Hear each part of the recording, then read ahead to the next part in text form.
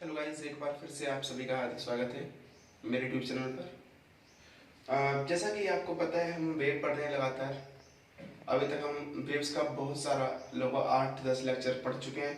तो आपने कहा था कि कुछ बच्चे भी कह रहे थे कि सर कुछ क्वेश्चंस भी बनाइए इसके, तो उसी लिए आज मैं कुछ क्वेश्चंस बना रहा हूँ। कुछ अभी तो हम स्टार्टिंग से मैं कुछ जनरल वेव्स के क्वेश्चंस हैं जो आप स्टडी भी कर चुके हैं एक्चुअली में, तो हम उन्हीं की बात करेंगे। तो हम शुरू करते हैं आज कुछ क्वेश्चंस के। जिसमें नंबर फर्स्ट क्वेश्चन है, आज का पहला क्वेश्चन है कि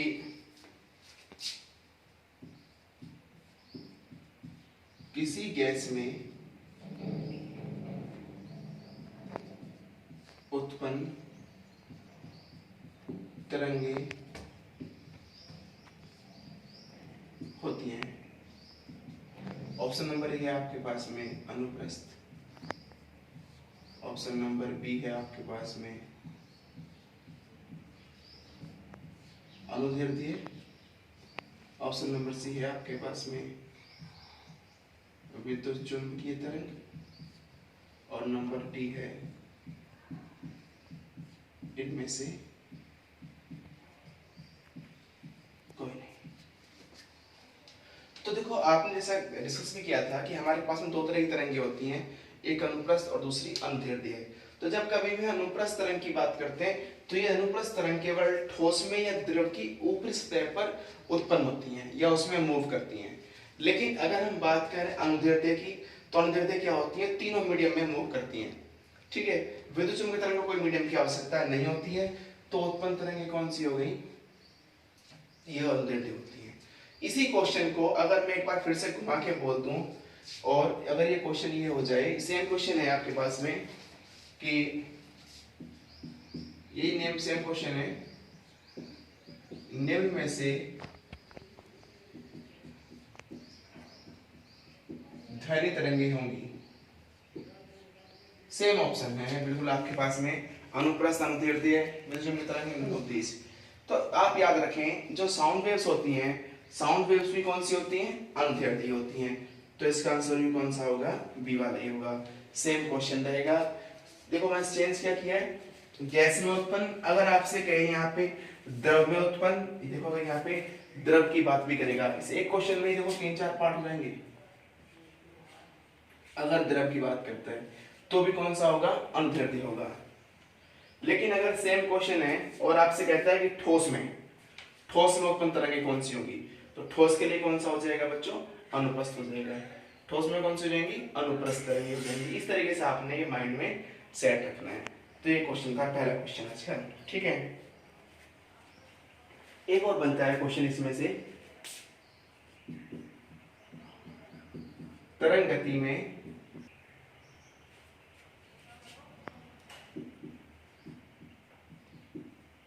अधिकतम विस्थापन को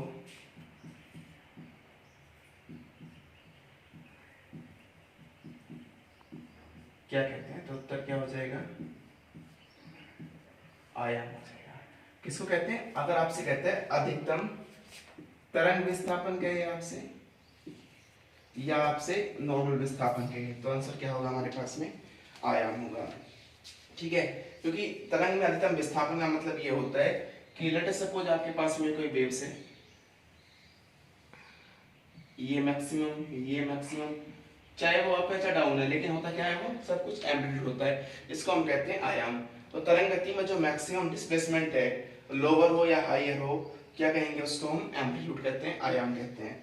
ठीक है, ये दो क्वेश्चन हुए आज के। क्वेश्चन नंबर 3 है आपके पास में, भूकंपी तरंगे होती हैं। ये क्वेश्चन कई बार पूछा गया है, कई कॉम्पिटिटिव एग्जाम में इस क्वेश्चन को बार बार पूछा गया है कि भूकंपी तरंगे होती हैं, यानी कि भूकंप वाली तरंगे कौन सी होती हैं। तो भूकंप वाली तरंगों में आप याद रखें, इसमें मैं आपको और ऑप्शन देता हूँ, वही अपने पास में ऑप्शन रहेंगे, विद्युत चुम्बकीय तरंगे, एक्स तरंगे, इस तरीके से। जैसे मान लो आपसे कहता है द्रव्य तरंग, विद्युत चुम्बकीय तरंग, ठीक है, ए एंड बी बोथ, और डी आ जाएगा नन ऑफ दीज अबव, यानी इनमें से कोई नहीं। तो आपसे पूछा है भूकंप तरंगे कौन सी होती है। भूकंप तरंगे जो मतलब भूकंप के टाइम पे निकलती हैं, भूकंप आता है उस टाइम पे जो तरंगे होती हैं, ठीक है। तो ये क्वेश्चन है आपके पास में। तो गाइज आप ध्यान रखिए, जो भूकंप की तरंगे होंगी ये कौन सी होंगी, ये होती हैं बच्चों आपकी यांत्रिक तरंगे। कौन सी होती हैं, यांत्रिक तरंगे। तो ऑप्शन कौन सा होगा, नन ऑफ दीज अबव। अगर इसी क्वेश्चन में आपको एक ऑप्शन और दे देता है, वो ऑप्शन ही देता है, सेम क्वेश्चन है, आपको देता है अपश्रव्य,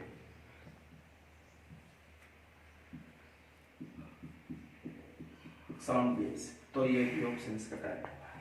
क्योंकि भूकंप तरंगे क्या होती हैं, अपने को सुनाई नहीं देती हैं, ठीक है।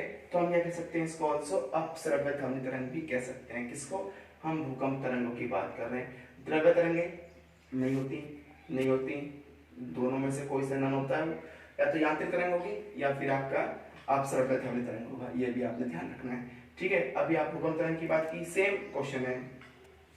अगर आपसे कहता है कि इलेक्ट्रॉन सूक्ष्मदर्शी, नेक्स्ट क्वेश्चन है आपके पास में, इलेक्ट्रॉन सूक्ष्मदर्शी में किस प्रकार की तरंगों का प्रयोग होता है। तो इलेक्ट्रॉन, प्रोटॉन, फोटॉन, न्यूट्रॉन, ये जितने भी कंसेप्ट हैं आपके पास में, चाहे कोई सा भी इलेक्ट्रॉन हो, न्यूट्रॉन हो, प्रोटॉन, यानी कि जितने भी आपके पास में फंडामेंटल पार्टिकल हैं, मूल पार्टिकल हैं, फोटोन हो, इलेक्ट्रॉन, प्रोटॉन, कोई सा भी हो, याद रखें इनमें मान लो आपके पास में ऑप्शन है, सेम ऑप्शन लिख लेते हैं, विद्युत चुंबकीय तरंग, यांत्रिक तरंग, नंबर सी द्रव्य तरंग, एंड नंबर डी अगर आपसे कहता है कि अपश्रव्य, चलो सेम ऑप्शन कहता हूं मैं, सेम क्वेश्चन अलग है। इलेक्ट्रॉन सूक्ष्मदर्शी में किस प्रकार की तरंगों का प्रयोग होता है, किसमें, इलेक्ट्रॉन सूक्ष्मदर्शी यानी कि इलेक्ट्रॉन माइक्रोस्कोप। याद रखें द्रव्य तरंगे, क्योंकि आप इस तरीके से याद रखें, याद करने की जरूरत नहीं है। जितने भी आपके पास में इलेक्ट्रॉन, प्रोटॉन, फोटॉन, न्यूट्रॉन, जितने भी पार्टिकल होंगे, जितने भी पार्टिकल होंगे, उन सभी पार्टिकल्स में जो वेव होंगी वो कौन सी होंगी आपके पास में, द्रव्य वेव होंगी, द्रव्य तरंगे होंगी, ठीक है। अब एक इंपॉर्टेंट क्वेश्चन की बात करते हैं जो कई बार पूछा गया है, आयाम राशि है, यानी आयाम क्वांटिटी है। ऑप्शन ए सदिश, बी में अदिश, सी में नन, और डी में ए एंड बी बोथ रहे। इन दोनों प्रकार हो सकते हैं। अगर आपसे इस तरीके क्वेश्चन आता है, सबसे इंपॉर्टेंट क्वेश्चन है, या तो आयाम के लिए पूछ लेता है, ये मैं थोड़ा सा अभी इतना जरूरत नहीं है उसकी वजह पढ़ा नहीं है हमने, या आवेश की बात कर लेता है। दोनों को ध्यान रखना है। आवेश को कई बार पूछ चुका है, आयाम को पूछा नहीं होता, आयाम को इस बार पूछ ले। तो याद रखो आयाम क्या होता है, आयाम एक वेक्टर क्वांटिटी होती है। आयाम क्या होता है, सदिश राशि होती है, ठीक है। यानी कि आयाम में डायरेक्शन भी होती है, आयाम का एम्पलीट्यूड भी होता है, परिमाण भी होता है, दिशा भी होती है और परिमाण भी होता है। तो किसमें, आयाम की बात कर रहे हैं। तो आयाम कैसी क्वांटिटी होगी, आयाम एक वेक्टर क्वांटिटी होती है। नेक्स्ट क्वेश्चन की अगर बात की जाए तो इसमें अगर आपसे पूछता है नेक्स्ट क्वेश्चन में कि हाँ एक ही माध्यम में, ये भी अच्छा क्वेश्चन है, एक ही माध्यम में अनुप्रस्थ तथा अनुदैर्ध्य तरंग की स्पीड यानी चाल होती है। ऑप्शन नंबर ए एक समान, option number B difference, option number C, कुछ कहा नहीं जा सकता। Option number D, none of these above, इनमें से कोई नहीं। तो याद रखो एक ही मीडियम है और उसमें आपके पास में वेव्स कौन कौन सी हैं, दोनों ही टाइप्स आपके किसके, मैकेनिकल वेव्स के, यांत्रिक तरंग के दोनों पार्ट्स हैं। आपसे पूछ रहा है कि अनुप्रस्थ और अनुदैर्ध्य तरंग की चाल होती है, तो याद रखो एक समान कभी भी नहीं होगी, कैसी होती है, डिफर डिफर होती है। डिफर डिफर क्यों होती है, क्योंकि जो आपके अनुप्रस्थ तरंग होती है वो डिपेंड करती है माध्यम की इलास्टिसिटी पर, प्रत्यास्थता पर, दृढ़ता पर। याद रखो क्वेश्चन बन जाता है, अनुप्रस्थ तरंग किस पर डिपेंड करती है, दृढ़ता पर, यानी कि इसको आप कहते हो प्रत्यास्थता पर। कौन सा, दृढ़ता वाला, प्रत्यांग वाला, ठीक है, ठोस वाला। अंदर तरंग ये डिपेंड करता है किस पे, आपके आयतन प्रत्यास्थता पर। दोनों की डिपेंडेंसी अलग अलग है, तो दोनों की स्पीड भी क्या हो जाएगी, डिफर डिफर हो जाएगी, अलग अलग हो जाएगी। नेक्स्ट क्वेश्चन, तरंगों का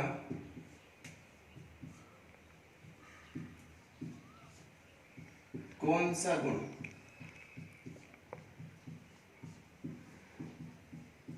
एक दूसरे से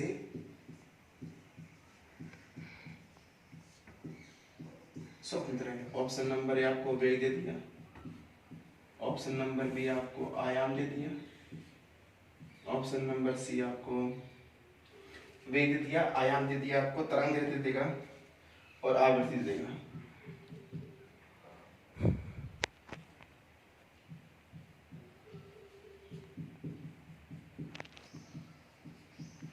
तो बच्चों सबसे इंपॉर्टेंट चीज इसमें ये होती है, तरंगों का कौन सा गुण एक दूसरे से स्वतंत्र है।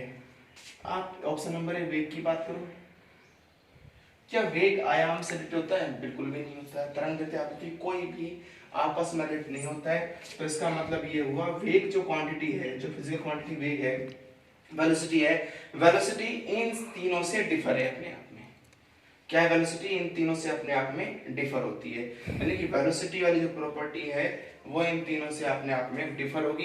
इसलिए जो वेलोसिटी है वो एक ऐसी क्वांटिटी है जो इन तीनों से डिफर है, इन दोनों से फ्रीडम है, स्वतंत्र है। तो ऑप्शन क्या हो जाएगा हमारा,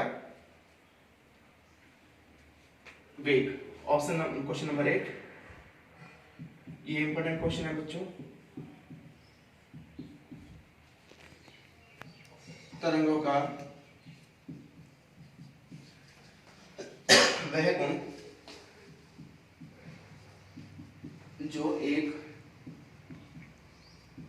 माध्यम से दूसरे माध्यम में जाने पर नहीं बदलता है, यानी कि किस में कोई भी चेंज नहीं आता है अगर आप एक में दूसरे मीडियम में जाते हो। तो तरंगों की ऐसी कौन सी प्रॉपर्टी है जो एक दूसरे मीडियम में कौन सा गुण चेंज नहीं होगा। तो अगर आप बात करें तरंग दैर्ध्य, option number 1 wavelength, option number B frequency, option number C आप ले लेंगे amplitude, option number D all, यानी कि ए बी सी डी तीनों। तो भैया तरंग दैर्ध्य बिल्कुल चेंज हो जाएगी अगर आप एक दूसरे मीडियम में जाओगे, तो वेवलेंथ बिल्कुल चेंज होती है, आवृत्ति चेंज नहीं होती है।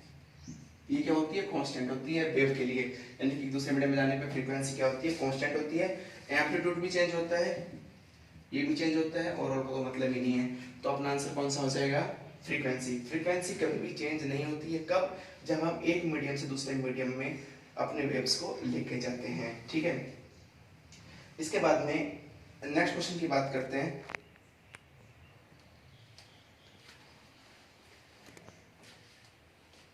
क्वेश्चन नंबर 9, निम्न में से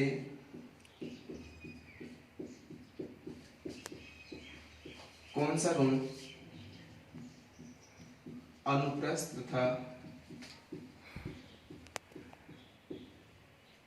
अनुदैर्ध्य तरंग को विभेद यानी डिफर करता है, कौन सा गुण जो आपस में चेंज करता है, कौन सा गुण, ठीक है। अनुप्रास अंदर देखो आपके पास में ऑप्शन है वेग,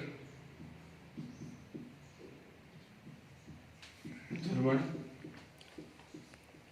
घर्षण, और आप कह सकते हैं इनकी स्पीड चाल। तो गाइस ध्यान दें, कौन सा गुण यानी कि कौन सा गुण अनुप्रास अनुदैर्ध्य को विभेद करता है, दोनों को अलग डिस्टिंक्ट करता है, तो इसमें आंसर होता है अपना ध्रुवण। ध्रुवण एक ऐसी प्रॉपर्टी है जो केवल अनुप्रस्थ तरंग में पाई जाती है, अनुदैर्ध्य तरंग में नहीं पाई जाती है। केवल किसे पाई जाती है? अनुप्रस्थ तरंग में। तो आप याद रखें, ध्रुवण एकमात्र ऐसी प्रॉपर्टी है जो केवल ये बताती है कि ध्रुवण कि अनुप्रस्थ तरंगों में ध्रुवण होता है, जबकि अनुदैर्ध्य तरंग में ध्रुवण नहीं होता है।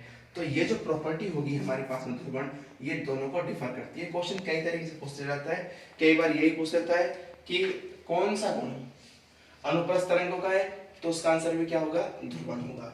आपसे कहीं दोनों को डिफर कौन करता है, दोनों को डिस्टिंक्ट कौन करता है, तो भी आंसर क्या होगा आपका? ध्रुवण होगा। इसको हम इनसे पोलराइजेशन भी बोलते हैं, ठीक है। नेक्स्ट क्वेश्चन की बात की जाए तो अगर आपसे कहता है कि दे रखा है, आप जानते हैं इसको, तो वैसे अनुदैर्ध्य तरंग का संचरण होता है, अनुदैर्ध्य तरंग का संचरण तीनों माध्यम में होता है, तो कोई इसकी आवश्यकता नहीं है। नेक्स्ट क्वेश्चन की बात करते हैं अपन।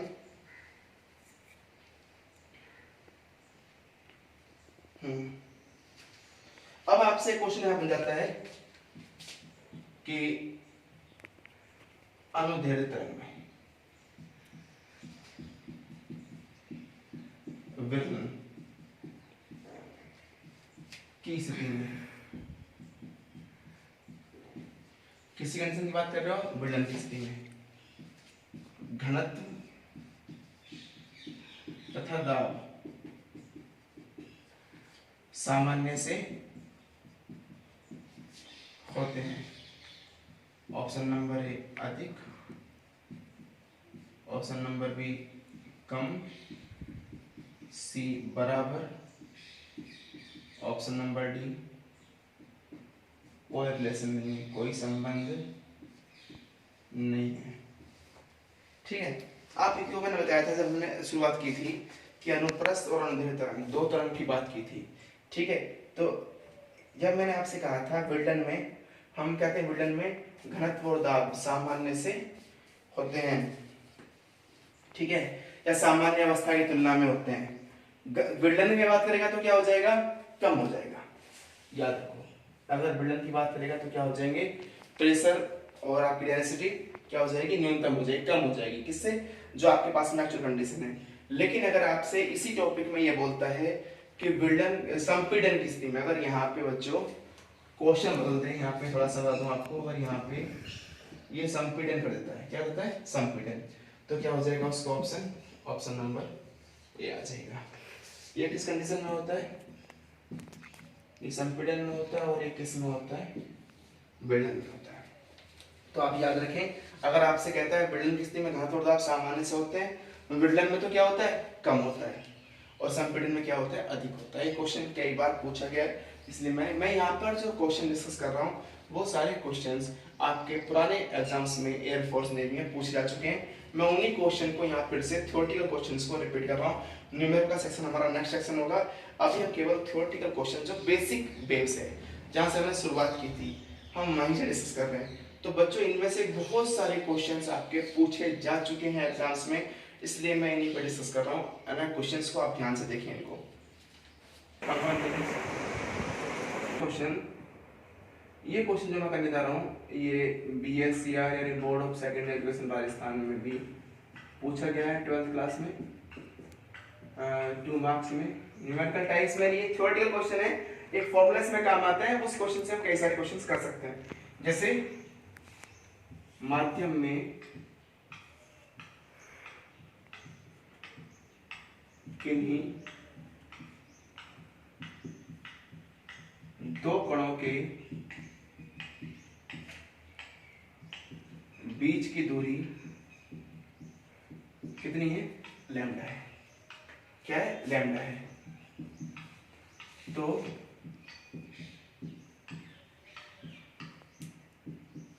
उनके मध्य कलांतर होगा।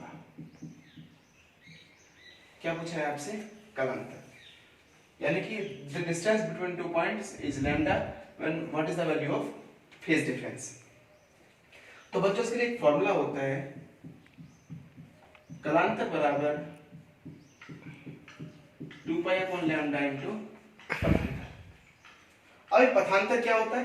पथा अंतर, यानी कि दो पथों के बीच का अंतर, दो पथों के बीच की दूरी, और वो कितनी है हमारे पास में? लैम्डा है। तो कलांतर कितना आ जाएगा? 2 pi upon lambda into lambda से लैम्डा कैंसिल, कितना बचा? 2 पाई। तो आंसर क्या होगा? 2 पाई। बच्चों आप इस फॉर्मूले को ध्यान में रखें। इसके अलावा यहां से एक दो फॉर्मूले लिखता हूं मैं आपको, इस फॉर्मूले इसी बेस पे कलांतर बराबर आल्सो होता है 2 पाई अपॉन टी इंटू समय अंतराल, टाइम इंटरवल। इस पर भी क्वेश्चन बन जाते हैं, इसको भी आप ध्यान रखें। ये वाला क्वेश्चन आपका पूछा गया था आपके बोर्ड ऑफ सेकेंडरी एजुकेशन में, कलांतर की वैल्यू पूछी, तो कलांतर कितना होगा यहाँ पे? 2 पाई होगा। आप इसको भी ध्यान रखें, ठीक है। इसके बाद में आगे बात करते हैं, आपसे इसमें और भी क्वेश्चन बन जाते हैं, लेकिन एक क्वेश्चन की बात करता हूं मैं जो एग्जाम में बहुत बार पूछा गया है। वो क्वेश्चन है ध्वनि तरंगे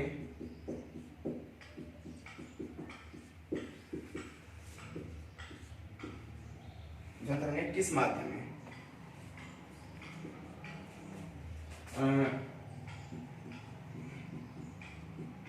सर्वाधिक तीव्र गति से उत्पन्न होती है। आपके पास में ऑप्शन है वो जो आपके मीडियम होते हैं वही है, ठोस, द्रव, गैस, और डी ऑप्शन है तीनों में बराबर।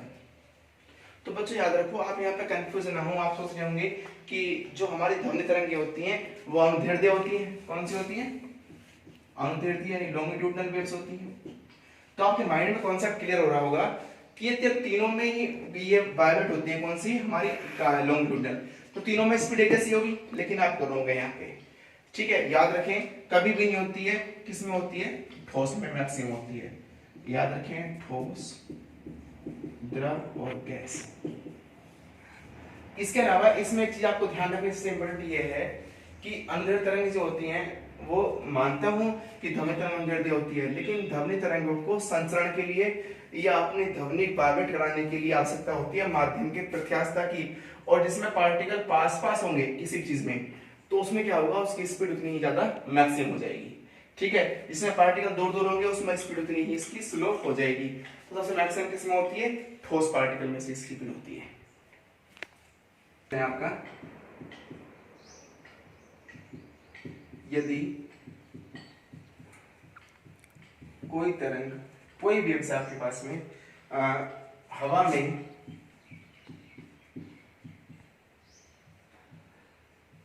30 सेकंड में, कितने सेकंड में?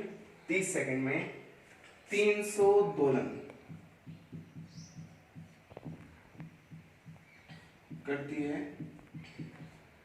तो आपसे कहते रखा है इसमें टाइम दे दिया, दोलन दे दिए, तो उसका आवर्तकाल होगा। क्या पूछा है आपसे? ऑक्सीलेशन टाइम पूछा है, आवर्तकाल। बच्चों फॉर्मूला देखो, टी बराबर क्या होता है आपने बताया, 1 सेकंड में किए कंपनों की संख्या आवृत्ति होती है। कोई भी पार्टिकल 1 सेकंड में जितने कंपन करता है वो क्या होती है? उसकी फ्रीक्वेंसी, सॉरी ये कहता है टाइम होता है। तो टी बराबर 30/300। कितना? टी बराबर 30/300। कितना बचेगा? 1/10। कितना आ गया? 1/10। तो t इक्वल्स टू 1/10 सेकेंड। ये आपने ध्यान रखना है। अगर आपसे पूछता है फ्रीक्वेंसी f इक्वल्स टू, तो कितना हो जाएगा?